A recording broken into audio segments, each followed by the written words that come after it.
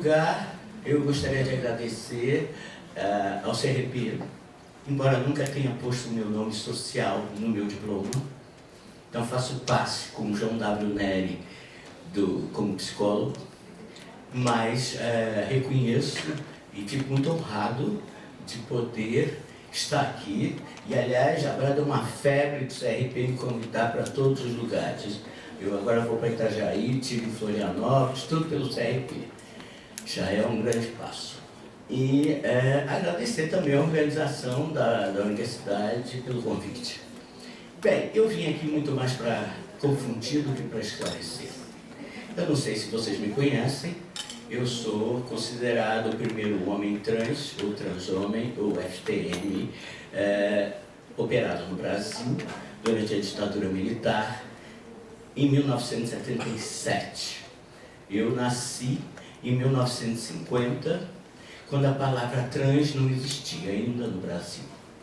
Então, eu fui criado numa família de classe média, tive a oportunidade de estudar, e fui criado porque nasci com um corpo dito feminino. Olha só, o corpo, primeiro que tudo, eu queria fazer uma pergunta aqui. Aqui tem basicamente estudantes de psicologia. Tem alguém que não seja da psicologia? Você de onde? Enfermeira, você? Designer. Mais alguém? Não. Ok, então ótimo. Ótimo, porque é psicólogo mesmo que precisa, não é só psicólogo, enfermeiro também precisa, sobretudo, ouvir o que eu vou falar. Aqui na faculdade existe alguma cadeira sobre gênero e sexualidade no curso de psicologia? Não? Que lástima. Eu proponho que vocês comecem a repensar essa questão. Porque o que acontece? No Brasil só existem 4 universidades que têm esta cadeira como obrigatória. Há outras universidades que têm esta cadeira como eletiva. Então nós formamos psicólogos, assistentes sociais, médicos, enfermeiros, sobretudo as áreas de humanas, sem saber a diferença entre gênero e sexualidade. Não sabem nada. Os homens trans chegam no psicólogo e dizem: eu sou um homem trans. Você é o quê? Eu sou um transexual. Ah, sim, vamos fazer o seguinte, volta daqui a 2 meses, que eu vou dar uma pesquisada e ainda cobra a minha consulta. Isso se não tentarem curá-lo. Isso se não tentarem dizer que é um trauma infantil, um complexo de Édipo não resolvido, ou, se for lacaniano, mais terminologias vão aí se aderindo, adentrando, e o garoto sai arrasado. E ainda tem mais. Fazem questão, a maioria dos psicólogos, de tratarem um homem trans no feminino, porque na carteira de identidade dele está um nome feminino. E como ele ainda não se hormoniza, como ele ainda não tem barba, como ele é uma figura ambígua, ou até mesmo uma figura feminina, aparentemente, os psicólogos são incapazes, a maioria, de respeitar a identidade de gênero dele. Então, a primeira coisa que precisamos saber é o que é identidade de gênero e o que é orientação sexual, que a maioria confunde tudo, faz a maior confusão. Identidade de gênero todo mundo tem, como orientação sexual todo mundo tem. A identidade de gênero é uma questão subjetiva que faz parte da sua personalidade, como você se identifica em função do gênero que você escolheu para você, em função da cultura que você vive e do momento histórico que você vive. É claro que há um número limitado de opções para você escolher o seu gênero. Eu vi aqui na mesa que só se referem ao corpo da mulher. Uma postura bastante binária, a meu ver, né? Porque, na verdade, não temos só mulheres e homens no mundo. Nós temos vários gêneros. Nova York agora reconheceu 34 gêneros. Isso, se nós quisermos termos uma visão médica da questão, também não poderíamos falar só de vagina e pênis. Teríamos que incluir todos os intersexuais, que nasce 1 a cada 2.000 nascimentos. Não são poucos. E dentro da intersexualidade, nós temos várias variações, pelo menos 3 grandes. Daí teríamos já 5 sexos biológicos. Em segundo lugar, se nós formos fazer uma pesquisa e lermos Laquer, nós vamos descobrir que até metade do século XVIII não existiam 2 corpos. Existiam 2 gêneros, mas 2 corpos não. A mulher era um homem invertido. O ovário era os testículos internos. A vagina era o pênis para dentro. Então, a mulher, ela era um homem que mantinha uma temperatura baixa, por isso ela não tinha um elan vital, ou estado-se que é por causa da testosterona que baixa a temperatura da mulher, mas como os órgãos não vinham para fora como dos homens, elas eram consideradas inferiores nesse nível. Mas os corpos eram os mesmos, tanto faz de homem ou de mulher. A divisão sexual do corpo do homem e da mulher foi inventado a partir da metade do século XVIII. Isso é muito interessante observar, porque é então quando começa a ciência a descobrir os ovários e as funções e os órgãos reprodutores, propriamente dito. Agora, aqui foi mencionado, e muito bem dito, que o discurso científico é um discurso feito por quem? Feito por homens, cisgêneros, heterossexuais e machistas. Sabem o que é cisgêneros, não sabem? Todos sabem? Alguém não sabe?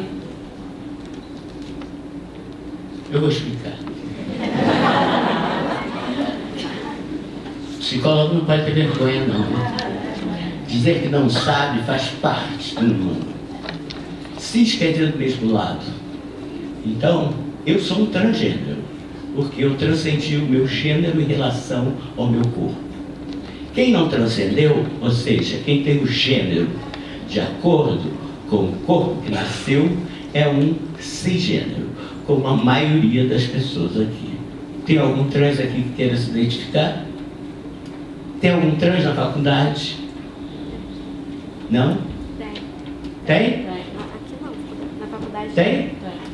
Alguma travesti, algum transexual aqui na faculdade Veiga de Almeida? Alguém conhece? Sim. Difícil, né? Trans não estuda porque não consegue.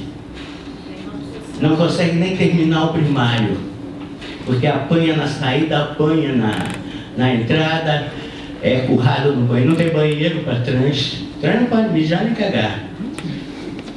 Se tiver um trans aqui que não tiver harmonizado, que banheiro que ele vai? Só tem banheiro feminino e masculino. Aí ele vai dizer, não, eu me sinto uma mulher, então eu vou no banheiro feminino.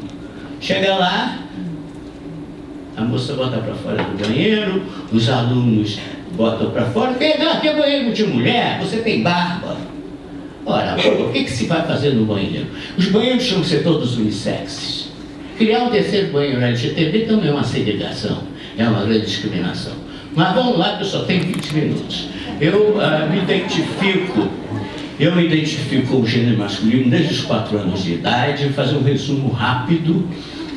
Fui criado como uma menina, embora eu nunca tenha me sentido mulher, nunca, nem lésbica. Embora eu gostasse de mulher, eu nunca me senti uma mulher. E numa época em que eu não tinha rótulo. Todo mundo foge de rótulo, eu procurava um. E só fui descobrir a palavra trans quando eu tinha 26 anos de idade. Nunca conheci um transexual que eu pudesse, até os 30 anos de idade, que eu pudesse trocar informações a nível de vivência. E isso na década de 70, né, que foi uma época de contracultura, de movimentos contraculturais, que surgiu a moda unissex, graças a Deus, e aí eu pude pela primeira vez usar calça jeans e cortar o meu cabelo e me tornar uma figura realmente ambígua, e eu saio de casa aos 22 anos, vou morar com a minha namorada, e no prédio que eu moro, eu sou visto como um rapazinho, um efebo, o marido da minha mulher. E sou tratado no masculino, por todas as pessoas que não me conhecem. E ao mesmo tempo sou tratado no feminino por toda a família, pelos amigos, no trabalho. Então eu vivia duas identidades sociais ao mesmo tempo. Enlouquecedor. Porque eu entrava num bar, eu nunca sabia se eu me chamava de senhora ou senhor. Se me chamavam de senhora ou senhor, eu tinha que baixar o pescoço e falar mais grosso. Eu não me harmonizava, eu nem sabia que existia isso, e enfim, era uma loucura. Meus documentos, que é o grande problema dos trans, é o que mais depõe contra um transexual. Os próprios documentos legais dele, porque não trans. Quando eu falo trans, eu estou me referindo a travesti, eu estou me referindo a crossdress, eu estou me referindo a todas as pessoas que transcendem o gênero em relação ao seu próprio corpo. Porque, na verdade, não é o corpo que faz o gênero, é o gênero que vai determinar o corpo. Aquela maldita frase freudiana de 1912, que a anatomia e destino vocês enterrem, porque aquilo foi, talvez, eu tenho o maior respeito por Freud, acho que ele foi um gênio em várias questões, mas nessa ele foi muito infeliz. Então, e é isso que a medicina faz até hoje, e que a jurisprudência faz até hoje, se baseia nela, e que a sociedade define a gente em função do órgão genital que ninguém vê. Então, se uma criança nasce intersexo, a primeira coisa que faz é uma cirurgia para definir, tem que definir, não pode ficar no meio termo, tem que ser homem ou tem que ser mulher. Como é que vai batizar? Como é que vai chamar?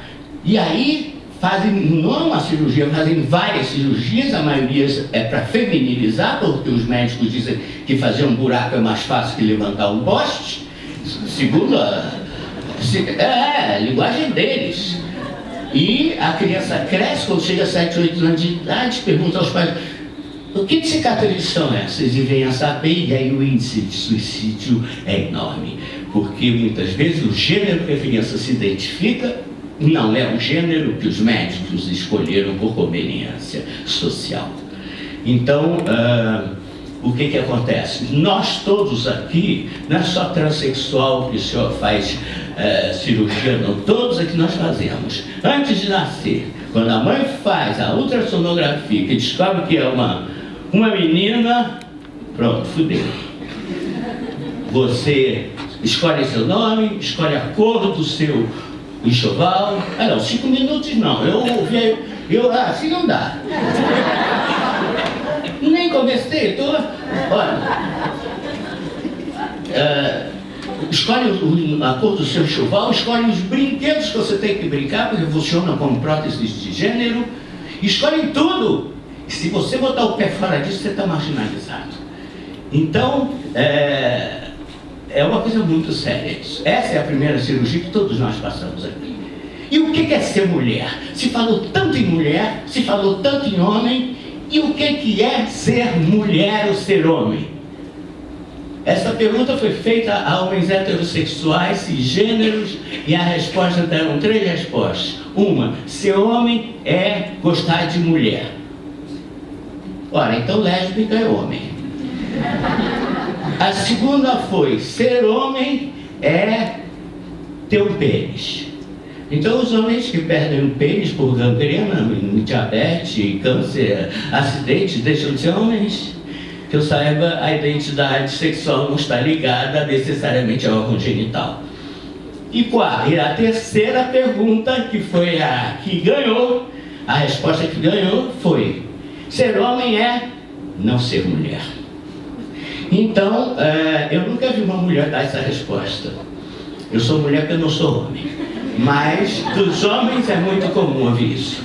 Bem, eu me formei em psicologia com uma identidade feminina, eu dei aula em 3 universidades aqui no Rio de Janeiro, eu tinha um consultório, eu comecei a fazer mestrado quando eu descobri uma equipe de psicologia, uma equipe no Instituto Pompeu Filho, que começa a estudar o transexualismo, que até hoje é considerado uma doença mental. Segundo o DSM-5, nós somos disfóricos de gênero. Disforia quer dizer sofrimento com o próprio corpo, o que nem sempre ocorre num transexual. Além disso, segundo o CID-10, né, que é o Código Internacional de Doença, nós pertencemos ao número 64.0, né, que fala lá transexualismo. Travestilidade já é outro número. Mas, enfim, o que significa ser patologizado? Primeiro, eu não tenho autonomia sobre quem é a minha identidade. Não adianta eu chegar no SUS e dizer, eu sou transexual. Não, quem tem que dizer é aquela equipe cisgênera, que não fez curso de gênero e sexualidade, que a maioria é heterossexual e que tem todos os estereótipos da invenção que é a feminilidade da masculinidade e que vai te julgar. Você tem que passar por 2 anos no SUS para ter um laudo psiquiátrico da equipe, para ver se você pode mexer no seu corpo. Porque eu não tenho autonomia também sobre o meu próprio corpo. Então é uma loucura isso. Qualquer pessoa aqui pode aumentar as mamas com silicone ou os pênis, porque ninguém quer diminuir, né? Pode mexer na cara, fazer 20 plásticas, que é a coisa que marca mais a identidade ao rosto, sem nenhum laudo. Sem nenhum laudo. E ninguém se preocupa em arrependimento. Agora, quando é transexual, tem que ter laudo e ainda tem aquela preocupação. Não, pode se arrepender, por isso é preciso uma equipe que estude 2 anos, porque pode se arrepender. Porra, para mudar um órgão sexual que ninguém vê. Olha que loucura isso. Bom, eu também sou a favor do aborto, vou logo falando. Eu sou um cara feminista, eu sou um cara feminino, eu mantenho tudo que eu aprendi no mundo da mulher, eu mantenho, esteja afetividade, eu choro, eu posso perder, eu posso fracassar, eu posso tudo que um homem nessa nossa cultura paga um preço de ser viado se sentir. Que é o maior xingamento para um homem é chamar ele de viado. Nós vivemos numa cultura tão machista, mas tão machista, que é o machismo que mata e é o machista que precisava de um psicólogo para ser tratado. E não, o machismo não está só no mundo dos homens.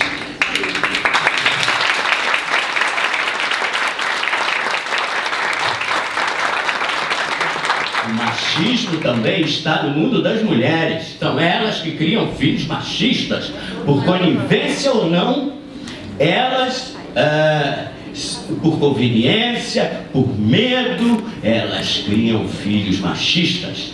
Eu tenho um filho eu casei 4 vezes, todas relações profundas, apaixonadas. Estou casado há 20 anos, minha mulher está ali, me considero heterossexual, nunca tive relações com homem, não tenho atração sexual por homem, que é uma alimentação minha, porque eu acho que a bissexualidade é o ideal, porque perde um lado, né?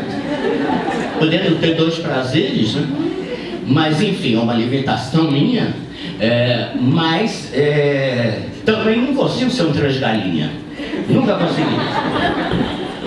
Porque no mundo masculino é muito fácil as relações sexuais, puramente sexuais, sem nenhuma afetividade, né? E as mulheres, de uma maneira geral, claro que não todas, exigem a afetividade para a relação sexual, que também é uma palhaçada, né? Também se preocupam com isso exageradamente e acabam se frustrando e não gozando por causa da porra da afetividade. Então, eu acho que agora eu quero chegar no ponto central. Estamos falando aqui de procriação, de maternidade. Acontece que os homens trans também engravidam. Eu fiz mastectomia, que aliás é uma palavra errada. Primeiro, para a medicina eu sou um transexual feminino. Vejam o nível de preconceito. me tratam como um transexual feminino, como a Lea T é um transexual masculino, porque se baseiam na genitália. Segundo lugar, a mastectomia é uma cirurgia que normalmente se utiliza para as ditas mulheres, para a retirada da mama quando está com câncer. Que aliás só pode tirar, segundo a especialista ali, a mama que está com câncer. Se ela quiser tirar outra, porque tem medo que passe, como a Angelina Jolie fez, ela não há políticas para isso, não é verdade? Ela só pode tirar a que está doente. Ela não tem nem autonomia para tirar a outra. Pois bem, os homens trans, a primeira coisa que eles fazem é a chamada mastectomia, que está errada, porque na mastectomia você não bota nenhum mamilo. Não é o caso dos homens trans. É uma cirurgia reparadora para transformar uma mama feminina numa mama masculina. Portanto, é considerado hoje uma cirurgia chamada uma mamoplastia masculinizadora. Esse é o termo que hoje os médicos mais avançados estão usando. E por que se faz essa cirurgia? Porque um homem trans não pode ir à praia, não pode ir à piscina, eles vivem com binders, que são coletes apertadíssimos, vivem enfaixados para as mamas não aparecerem, eles querem mais que aquela merda apodreça e caia, como eles chamam os invasores ou os intrusos, que entraram no corpo deles sem nenhuma permissão, eles querem seduzir como figuras masculinas e aquela merda atrapalha. Então, é a primeira cirurgia que se faz porque é um grande alívio, né? Quem tem condições faz a panhisterectomia, que é a retirada dos órgãos reprodutores sintéticos. Mas muitos homens trans não querem fazer essa cirurgia. Muitos homens trans casam com mulheres trans. Então, existe... eu conheço vários casos de homens que engravidaram pela esposa. Então, eles são pai, eles estão grávidos, eles emprestaram a barriga, como uma barriga de aluguel, né, para a mulher dele, que vai ser a mãe, ele vai ser o pai, ele que está grávido, porque ele tem útero, mas ainda não fez a esterectomia. Então, a palavra maternidade já cai por fora, porque então, o homem trans vai no ginecologista. Vocês não podem imaginar o que acontece. Primeiro, um homem dentro de um consultório só de mulheres. Todo mundo olhando. O que esse cara está fazendo aqui? Ele não necessariamente está grávido, mas ele, como não fez a esterectomia, ele precisa de um atendimento ginecológico. Segundo, o SUS não aceita nome masculino no sistema. Se você falou, respeitar o nome social. Tudo bem, o nome social é um nome de fantasia para evitar constrangimento, que a maioria das vezes não é respeitado. O que acontece? Chega lá o cara, senta na salinha, aí chamam logo, Maria Eduarda. E já não quer nem levantar. Aí entra, aí a ginecologista não tem a menor sutileza, conhecimento para tratar um corpo trans. Então, eu tenho uma amiga lésbica que foi ao ginecologista. A primeira pergunta que ela fez: como você evita filhos? Ela olhou e disse: sendo lésbica. Nem passou na cabeça da ginecologista que a garota podia não ser heterossexual. Assim como a nossa palestrante aqui, quando falou da estenose vaginal, que é algo que acontece muito frequentemente com as mulheres trans, que aliás não foi mencionado em momento algum que mulher trans também é mulher, embora possa ter pênis, que não é o pênis. Existem mulheres com pênis, existem homens com vagina como eu não tenho pênis, e nem por isso me sinto menos homem que qualquer um aqui. Então eu posso falar de letra. E, continuando, a questão da gravidez, do SUS. Se um homem trans tiver mudado o nome na justiça, porque tem que entrar na justiça para mudar o nome, depender de um juiz que vai julgar você, se você é homem ou mulher. Se ele olhar para sua cara e dizer assim, não, olha, você não me convenceu não, sabe? Eu vou até mudar seu nome de Maria para José, mas você vai continuar com gênero feminino na certidão de nascimento. Olha que merda. Então, nós estamos na mão da medicina, nós estamos na mão da justiça. E isto é um inferno completo. Um transexual é expulso de casa menor de idade, a maioria. O índice de não tem para onde ir, porque os abrigos são só femininos ou masculinos. Uma travesti jamais vai para um abrigo masculino, porque ela vai ser currada, vai ser estuprada, vai apanhar. Então ela vai para baixo da ponte, porque é o jeito, se dopa para poder se prostituir com 12, 13, 14 anos de idade. 90% das travestis e mulheres trans no Brasil são prostitutas. E nós somos considerados abomináveis para a cultura, nós somos considerados abjetos, pré-sujeitos, não temos cidadania porque não temos um documento que nos represente. Uma pessoa, pagamos impostos, mas não, uma pessoa que não tem um documento, a minha vida inteira, durante estudante, eu pagava inteira no cinema, porque quando eu mostrava minha carteira de estudante, a bilheteira dizia assim, não é sua. Falsidade ideológica, ainda eu era acusado. Ou guarda de trânsito, quando me pediu os documentos, é da sua irmã, meu filho, não, pra cima de mim. Então era melhor não mostrar meus documentos. Eu vivia, é uma loucura. E isso acontece até hoje com a maioria dos trans que não conseguiram mudar o nome. Por isso a necessidade da aprovação da lei João W. Nery, que é uma lei de identidade de gênero baseada na lei argentina, que foi o único país do mundo que despatologizou a transexualidade. A França despatologizou em 2010, mas só burocraticamente, administrativamente, porque precisa ainda o laudo psiquiátrico para poder fazer a cirurgia. E essa lei o que diz? A lei João W. Nery, que ainda não é uma lei, é um projeto de lei que não foi votado no Congresso, nem tem condições, antes que eu esqueça, fora Temer.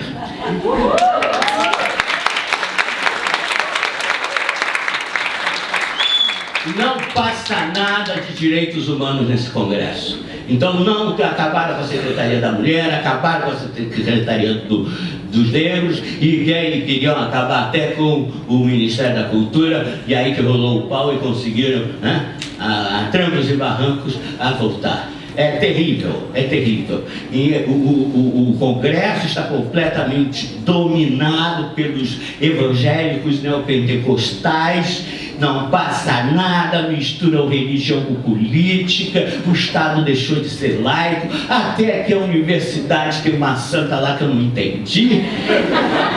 Eu acho que vocês deviam fazer um abaixo-assinado para tirar aquela santa. Aqui é um ambiente de estudo, se isso aqui for um convento, não importa. Aqui é laico. Se vai botar santa, tem que botar também o Xumaré, tem que botar todas as religiões ali. Assim, não é só aqui não. O Supremo Tribunal Federal tem uma cruz. É uma vergonha. Mas enfim, assim como a Câmara dos Vereadores também em Niterói tem uma cruz. Eu acho um absurdo isso, misturar política com religião. Uma coisa não tem nada a ver com outra, não tem nada contra a religião, mas cada coisa no seu lugar. E os evangélicos, também não tem nada contra evangélicos, estou falando da ala radical, ortodoxa, completamente nazista, né, que tenta até hoje curar gay. Sabemos que a homossexualidade deixou de ser doença desde a década de 70 nos Estados Unidos, desde os anos 90 no Brasil. E até hoje a Marisa Lobo tenta curar gay e o Conselho Regional de Psicologia não caçou a porra do diploma da mulher? Federal! Pior ainda! O Conselho Regional do Paraná caçou. Só o Paraná caçou? Só lá que ela não pode trabalhar. Não, quando foi pro federal, foi transformado em censura pública. Meu Deus, é uma vergonha para a nossa classe, é uma vergonha. Uma mulher psicóloga tentando curar gay que não é mais doença. e não caçam o diploma dessa mulher. E o meu não devolvem.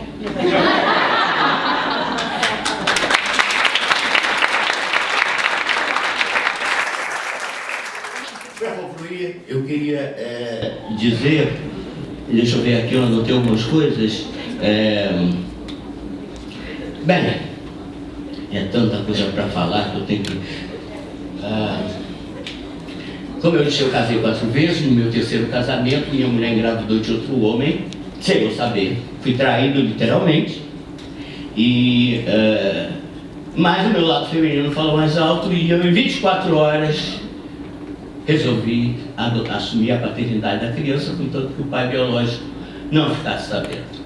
Meu filho hoje está com 30 anos, é cisgênero, é heterossexual, está casado, é engenheiro, para mostrar para vocês que o pai trans pode criar um filho cis, porque existe na nossa cultura aquela mentalidade babaca ainda, que 2 gays não podem adotar uma criança, porque senão a criança vai virar gay. Ou 2 trans não podem adotar uma criança que vai virar trans. Isso tudo são mitos na nossa cultura. Então, é muito importante vocês como psicólogos abrirem. O psicólogo tem que ter escuta, tem que ter um ouvido desse tamanho, tem que ter um coração desse tamanho para poder compreender a complexidade do que é o ser humano. Cada um de nós aqui somos diferentes. Não existem duas. Falar em mulher não está falando nada. Falar em trans não está falando em nada. Ninguém nasce trans, nem ninguém nasce mulher, nem homem. Todo mundo se torna. São performatividades. Isso o Judith Butler diz adoidado aí para quem quiser se interessar. Que, aliás, eu estou vendo pela cara das pessoas que muitas nunca nem ouviram falar em Judith Butler, que é considerado hoje a mulher que revolucionou o conceito de gênero desde a década de 90 com o movimento feminista, que é o que salva o mundo. Desde as sufragistas, né? Claro, tem vários movimentos feministas, inclusive tem aqueles terríveis que são as feminazes, né? Que não aceitam mulheres trans porque não tem vagina, não são mulheres porque não tem vagina. Aí eu, outro dia, perguntei assim, então me aceita, porque eu tenho. Quer dizer, são absurdos em cima de absurdos. Então eu acho que essa coisa de mulher parir, mulher nasceu para parir, mulher nasceu para ser mãe, infelizmente a sociedade ainda pensa assim, nada evoluiu. Muito pouco. As mulheres que decidem não ter filhos pagam um preço altíssimo.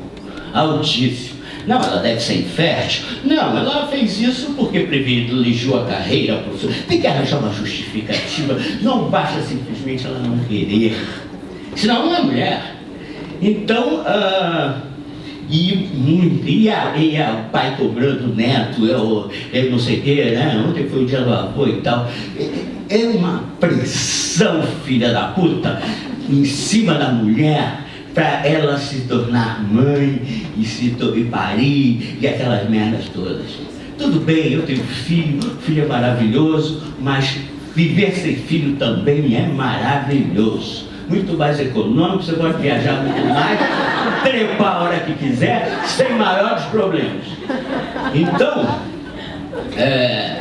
eu acho que tem que ter uma revolução, porque a nossa luta é uma luta muito profunda. Todos nós aqui somos machistas, todos fomos criados nessa sociedade, fomos criados dentro do sexismo, fomos criados dentro do heterossexualismo. Então, é tão absurdo. Eu vi uma mulher chamar um gay de mulherzinha. Quer dizer, mulherzinha é sinônimo de viado na nossa cultura. E é dito por uma própria mulher. Quer dizer, ela mesmo se xinga. Não vale nada, mulher não vale nada. Nada.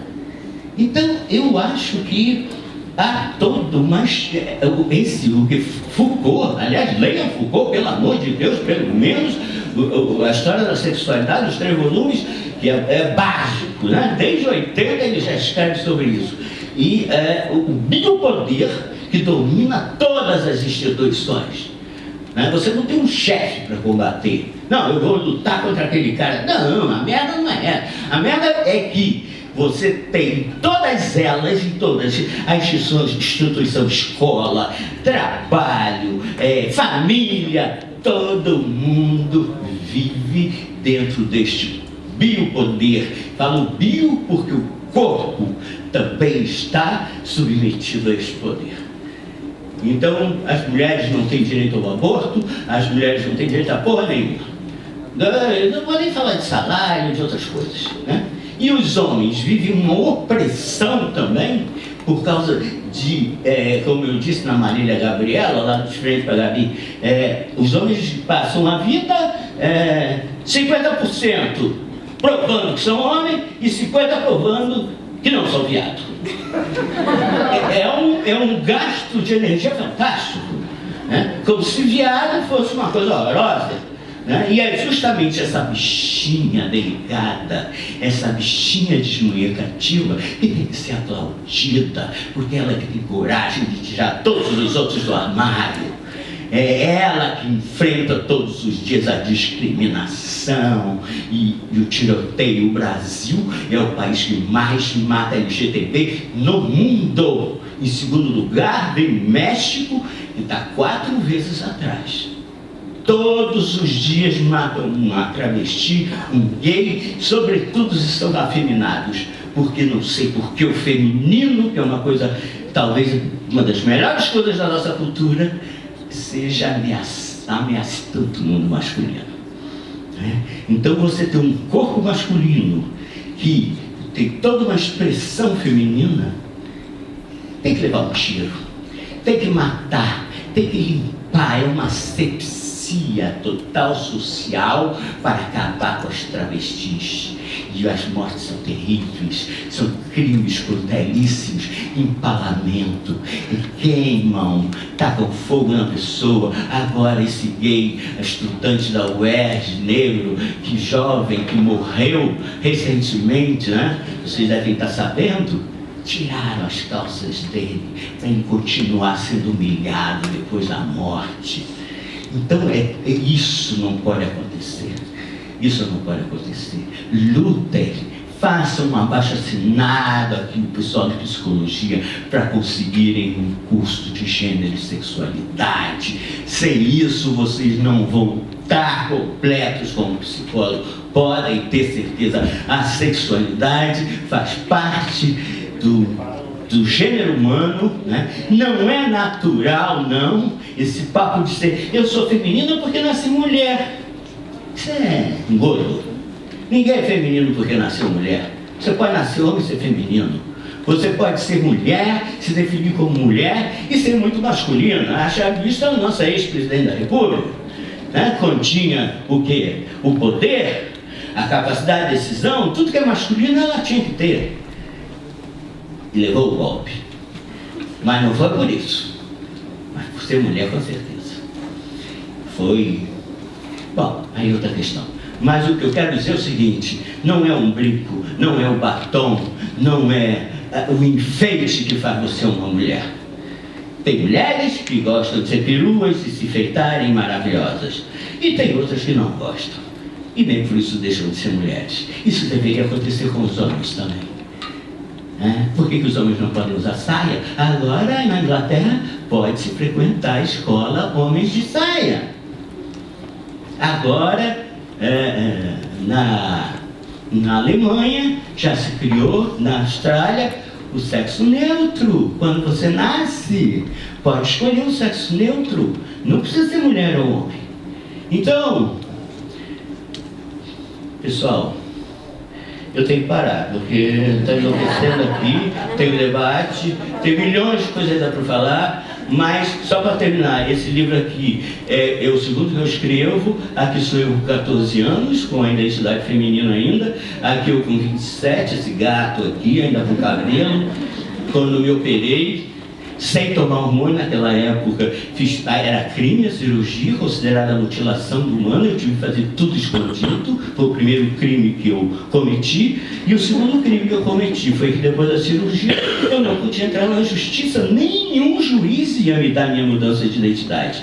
Eu tive que ir num cartório, aliás fui com uma mulher trans que estava na minha casa, com o marido e o filhinho, e foram minhas testemunhas, essa foi a minha vingança, e tirei um nome masculino, novo, como se nunca tivesse registrado, para poder trabalhar. E aí o que aconteceu? Primeiro, eu estava com 27 anos, tive que dizer que tinha 18, porque eu ia servir o exército, a desculpa era essa. Resultado, agora eu não tenho nem 60 para usufruir das benécias da bênção. Mas, com essa nova tirada do nome, eu perdi todo o meu currículo escolar. Eu virei como homem um analfabeto. E aí foi o segundo crime que eu cometi, porque fiquei com 2 CPFs, como até hoje, um de homem e outro de mulher. E eu fui exercer profissões que eu não podia ter diploma. Eu fui ser pedreiro, eu fui ser pintor de parede, eu fui vendido tudo que vocês possam imaginar, fui massagista de shiatsu, fui cortador de confecção, fui tradutor de pocketbook, enfim, a minha vida está aqui toda nesse livro, da minha infância à minha velhice. É um livro que tem ajudado muitos trans, não só trans, pessoas cis também, servido de tese para muito TCC, que agora é moda, né? E vai ser feita uma longa-metragem nesse livro, já está sendo feito o roteiro. Então, é uma das poucas autobiografias que existem, né? Ganhou 2 prêmios literários, inclusive. Eu trouxe uma maleta com 35 livros, para quem quiser comprar, está 50 prata. Eu tenho a maquininha para cartão, porque eu estou desempregado e não tenho aposentadoria aos 66 anos de idade, e o Estado nunca me ressarciu de nada. Então eu vivo vendendo meus livros. Muito obrigado pela atenção.